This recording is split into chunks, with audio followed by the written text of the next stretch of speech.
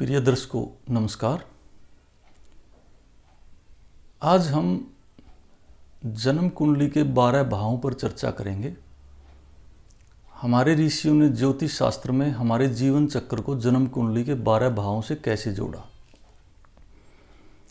ये एकदम प्रूफ के साथ उन्होंने सिद्ध किया और हमने इसको पढ़ा, लाखों लोगों पर इसको आजमाया और ये बिल्कुल सत्य पे आधारित है। कभी भी जब साइंस इस फील्ड में आएगी, विज्ञान अपने हिसाब से इसको सिद्ध करेगा तो बिल्कुल ये सत्यों पर आधारित मिलेगा। आज हम इसी की चर्चा आपके सामने कर रहे हैं। दोस्तों, जन्म कुंडली में पहला भाव शरीर का होता है, मस्तिष्क का होता है। पहले भाव से इंसान की रंग रूप कदकाठी का विचार किया जाता है। अगर पहले भाव का ग्रह मजबूत होगा तो शरीर और मस्तिष्क मजबूत होंगे, कदकाठी मजबूत होगी। तो ये इंसान का जीवन चक्र पहले भाव से शुरू होता है। जब इंसान बना, उसका मस्तिष्क ने काम किया, सोच बढ़ी, तो उसे धन की और द्रव्य की जरूरत पड़ी। तो हमारे ऋषियों ने जन्म कुंडली का दूसरा भाव में धन का वर्णन किया है, संचित धन और द्रव्य का जिक्र किया है। अगर हमें जीवन चलाने के लिए किसी चीज़ की ज़रूरत पड़ती है तो वो धन की ज़रूरत है, क्योंकि धन से सभी चीज़ों की, सभी उपभोग की वस्तुएं खरीदी जा सकती हैं। तो दूसरे भाव का ग्रह हमें ये बताता है कि जीवन में धन की मात्रा क्या रहेगी, कितना धन रहेगा। अगर दूसरे भाव का ग्रह मजबूत होगा तो निश्चित रूप से अच्छा धन रहेगा, संचित धन खूब रहेगा। धन के बाद वो धन मिलेगा कैसे, इसके बाद तीसरा भाव परिश्रम का बताया गया है कि धन कमाने के लिए परिश्रम तो करना ही पड़ेगा। इसलिए तीसरे भाव का स्वामी अगर मजबूत होगा, शुभ स्थिति में होगा, अच्छा ग्रह होगा, डिग्री में मजबूत होगा, तो निश्चित रूप से वो लोग परिश्रमी मिलेंगे, मेहनती मिलेंगे, क्योंकि मेहनत से ही धन कमाएंगे, धन कमाया जाएगा। जब आदमी मेहनत करता है तो उसके सामने टारगेट भी होते हैं, उसके सामने एक मकसद होता है कि मैं किस लिए कमाऊंगा। तो हमारे ऋषियों ने चौथा भाव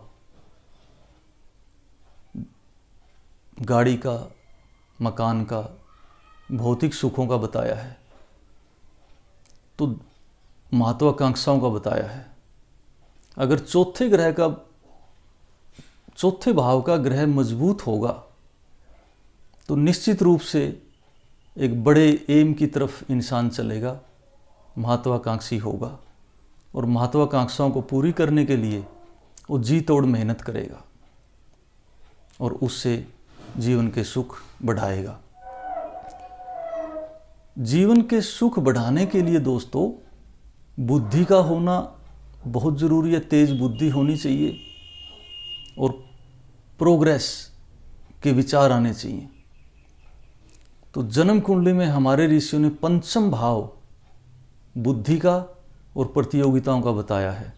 अगर पंचम भाव का ग्रह मजबूत होगा तो बुद्धि तेज होगी, प्रतियोगिताओं में आगे रहेगा, प्रतियोगिताओं की होड़ में मन लगेगा और जीतेगा। उसका ग्रह जितना मजबूत होगा, जीत उतनी बड़ी होगी। ग्रह अगर कमज़ोर होगा तो बुद्धि भी कमज़ोर होगी और इंसान एमलेस होगा, उद्देश्य विहीन होगा। इसलिए पंचम भाव का ग्रह जितना मजबूत होगा उतना ही शुभ माना जाता है, उतना बुद्धि से संबंधित कार्य और प्रतियोगिताओं से संबंधित कार्यों में सफलता हासिल करेगा। जब इंसान के पास गाड़ी मकान बंगला हो गया, प्रतियोगिताओं में की होड़ में आ गया। आगे बढ़ने के लिए उसने मेहनत की, मेहनत करने के बाद उसने मुकाम हासिल किया। जब आदमी प्रतियोगिताओं में आता है और एक मुकाम हासिल कर लेता है, एक होड़ में आ जाता है, तो स्वाभाविक रूप से उसके शत्रु पैदा हो जाते हैं। उसके कुछ प्रतियोगी शत्रुता के रूप में एक ईर्ष्या भाव पैदा हो जाता है उनके अंदर, और इंसान अपने आप को असुरक्षित महसूस करने लग जाता है। इसलिए छठा भाव शत्रुओं का है। छठे भाव से हम ये देख सकते हैं शत्रु कितने बड़े लेवल के होंगे और शत्रुओं से निपटने की हमारे अंदर कितनी ताकत होगी। इंसान इस पे विचार करना शुरू कर देता है। जब शत्रुओं की बात मन में आती है तो उसको साथी की ज़रूरत होती है, सारथी की ज़रूरत होती है, सहायक की ज़रूरत होती है। इसलिए हमारे ऋषियों ने 7वां घर पत्नी का बताया है, विवाह से संबंधित बताया है, व्यवसाय का बताया है। 7वें घर का ग्रह जितना मजबूत होगा, पत्नी उतनी ही मजबूत विचारों वाली होगी, उतनी ही कोऑपरेटिव होगी, उतनी ही आपस में सामंजस्य बना के रखेगी। अगर वो ग्रह कमज़ोर होगा, पत्नी से मतभेद रहेंगे, आपस में दोनों का तालमेल नहीं रहेगा। इसलिए 7वें घर का ग्रह मजबूत होना बड़ा ज़रूरी है, शुभ होना बड़ा ज़रूरी है। जिस भाव का ग्रह शुभ होता है उतना ही वो अच्छा माना जाता है, और जितना कमज़ोर स्थिति में होता है उतना ही अशुभ माना जाता है। और जब ग्रह अशुभता में हो, जब ग्रह जन्म कुंडली में हमें पता चलता है कि अशुभ है, कमज़ोर है, तो उसके उपायों से उसको कंट्रोल किया जा सकता है। उपायों से उसको अशुभता से शुभता में बदला जा सकता है, क्योंकि उपाय एक तरह से हमारा कर्म है, और कर्म का सिद्धांत अटल है। कर्म करने से जीवन बदल जाता है, फल मिलने लग जाता है। जब पत्नी मिल गई, व्यवसाय अच्छा चल रहा है, शत्रुओं से निपटने की उसमें हौसला आ गया, जोश आ गया, शत्रुओं से निपटने में सक्षम हो गया। जब इंसान के पास सब कुछ हो जाता है, सुख साधन हो जाते हैं, तब उसको आयु की चिंता सताने लग जाती है। कितनी आयु होगी, कितना लंबा जीवन होगा। तो इसलिए हमारे ऋषियों ने अष्टम भाव आयु का भाव बताया है कि अष्टम भाव से हम आयु की गणना कर सकते हैं। अष्टम भाव का ग्रह यदि शुभ स्थिति में होगा, मजबूत होगा, तो हमारी आयु भी मजबूत होगी। अगर वो ग्रह कमज़ोर होगा, डिग्री वाइज, तत्व वाइज, तो हमारी आयु का पाया भी कमज़ोर होगा। ये ध्यान रखें, जन्म कुंडली में इस पर चर्चा जरूर करवाएं। जब आदमी को आयु का भैस्त आता है और उसे पता चलता है कि कुछ अशुभता है या एक तरह का भय मन में कुछ न कुछ हो जाता है, तो दैव शक्तियों की शरण में चला जाता है, देवी देवताओं की शरण में चला जाता है, उसका पूजा पाठ की तरफ ध्यान हो जाता है। इसलिए हमारे ऋषियों ने कहा है कि 9वां भाव, 9th हाउस देव शक्तियों का है, भाग्य का भी भाव कहते हैं इसको। जब देव शक्तियों की शरण में जाएगा, यज्ञ हवन अनुष्ठान की जरूरत पड़ेगी। वो यज्ञ हवन अनुष्ठान करेगा, दैव शक्तियों को खुश करेगा, दैव शक्तियों को उनकी जो भी सामग्री उसको चढ़ाएगा। दैव शक्ति हवन यज्ञ अनुष्ठान के बाद, देवी देवताओं को यज्ञ हवन अनुष्ठान कराने के बाद आदमी को कर्मों की जरूरत होती है। उपकार करना पड़ेगा, परोपकार करना पड़ेगा, दान करना पड़ेगा, हाथ से कुछ छोड़ना पड़ेगा, तभी जाके यज्ञ हवन अनुष्ठान फलीभूत होते हैं। तो 10वां भाव कर्म का बताया गया है, उपकार का बताया गया है। 10वां भाव अगर मजबूत होगा, उपकार की भावना उतनी ज़्यादा होगी, कर्म की भावना उतनी ज़्यादा होगी। और जब कर्म की भावना होगी तो उसको एक भाग्य का फल भी मिलेगा और दैव शक्तियों का आशीर्वाद भी मिलेगा।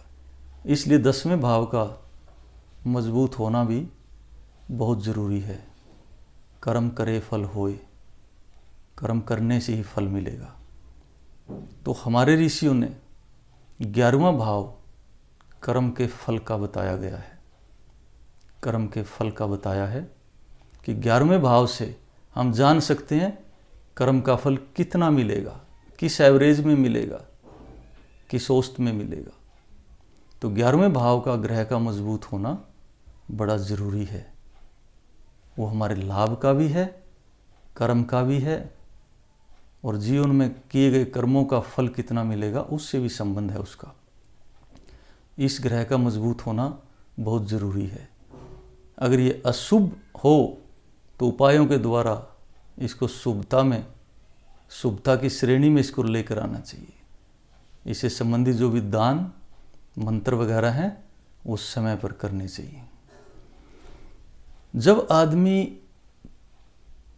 के कर्म का फल का ज्ञान हो जाता है तो उसमें ये भी पता चलेगा कि कर्म निष्काम किए या सकाम किए। निष्काम कर्म अगर आदमी करता है तो उसका फल अलग होता है। सकाम कर्म अगर करता है जिसमें फल की इच्छा हो उसका फल अलग होगा। सकाम और निष्काम कर्म के आधार पर ही अगला जीवन और मोक्ष तय होता है कि इसको मोक्ष मिलना चाहिए या अगला जन्म फिर से दे देना चाहिए, या उस जन्म के बाद में अगले जन्म में परमपिता परमात्मा उसको भेज देता है। तो हमारे ऋषियों ने 12वां भाव मोक्ष का और भोग विलास का बताया है।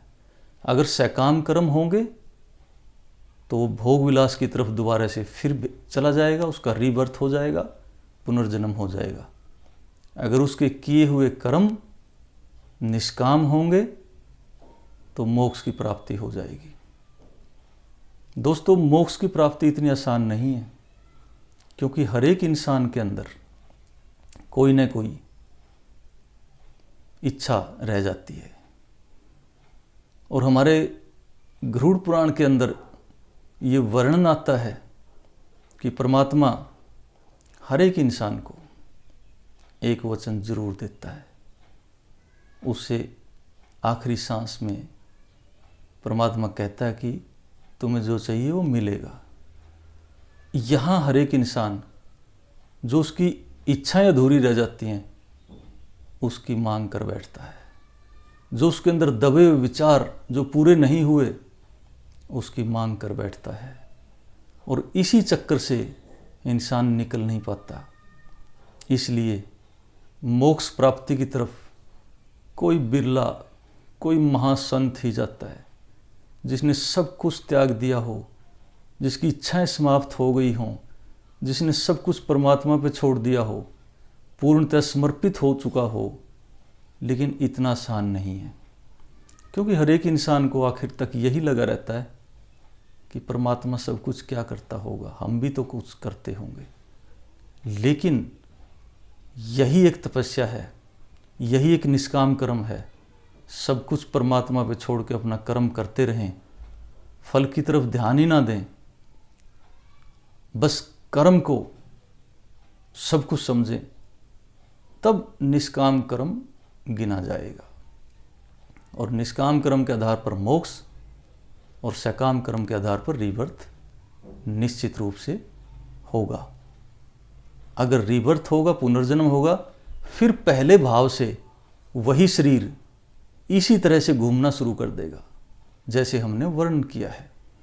और दोस्तों, ये चेन है, एक पहले भाव से 12 भावों तक ये चेन है। उस चेन को टूटने नहीं देना चाहिए, वो चेन जारी रहनी चाहिए, नहीं तो जिंदगी में अधूरापन आ जाता है। उदाहरण के तौर पे हमने यज्ञ तो कर लिए, हवन तो कर लिए, लेकिन दान की भावना पैदा नहीं हुई, हाथ से छोड़ने की भाव पैदा नहीं हुआ, तो हमारा कोई फ़ायदा नहीं है यज्ञ हवन का। तो हम फिर उलझ जाते हैं, फिर चेन टूट जाती है। आपने देखा होगा कई लोग ऊंचाइयां छू जाते हैं, बाद में उनमें अहंकार आ जाता है वो यज्ञ हवन छोड़ देते हैं, भगवान को भूल जाते हैं, मजाक उड़ाने लग जाते हैं दैव शक्तियों का, कहीं ना कहीं वो फिर बैकफुट पे आ जाते हैं। तो कहीं ना कहीं चेन डिस्टर्ब होती है। इसलिए इस चेन को, 12 भावों की चेन को मेंटेन रखें, बनाए रखें। जो भी ग्रह कमज़ोर है उसके उपाय करते रहें, और अगर ग्रह मजबूत है तो ऑटोमेटिक वो फल देता रहेगा, उससे छेड़छाड़ नहीं करनी चाहिए। और ग्रहों के उपाय दान से, स्नान से और मंत्रों से निश्चित रूप से हो जाते हैं। खुद के किए हुए उपाय बड़े प्रभावशाली होते हैं। जैसे हम यज्ञ हवन अनुष्ठान करवाते हैं तो करने वाले का भाव भी पॉजिटिव होना चाहिए, ये बड़ा ज़रूरी है। इसलिए हवन यज्ञ करने वालों से भी यही प्रार्थना है कि वो अच्छे भाव से करें, पूरी निष्ठा से करें, ताकि यजमानों को पूर्ण फल मिले। तो आज हम यहीं पे विराम देते हैं। आगे हम और अच्छी अच्छी जानकारियाँ जो आपके जीवन को बदल के रख दें वो लेकर आएंगे। जय हिंद।